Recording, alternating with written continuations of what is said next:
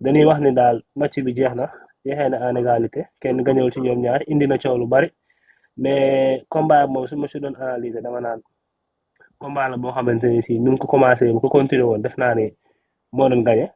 mais malheureusement dama yaakaar ne premier round ni énergie am fa la xaw a jeexee quoi benn instant parce que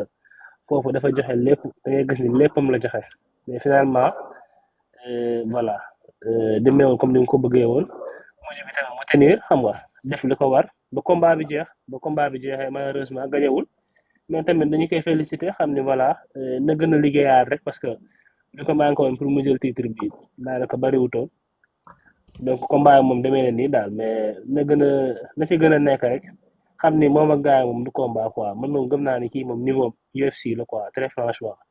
pour man Ares bi dafa tuuti ci moom. soo ko mu dem one championship. non one championship sax ba tey niveau bi des na UFC la war a dem UFC mooy main combat fight MMA UFC mooy main bi même rëgg-rëgg sax foofu mu nekk sax ba tey des na quoi. donc kii place am foofu la parce que imagine toi 5 combats nga am ko bii mooy 5e combat am kooku moom musul def 25 minutes mu ñëw def ko nii sans problème. xaw na ci sonn sax c'est tout à fait normal mais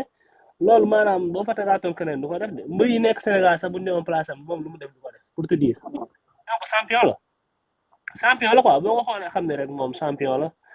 te lépp loo xam ne sport bi ni ñu koy laajte rek mi ngi ci moom donc personnage la boo xamante ni si voilà dafa parfait pour li muy nekk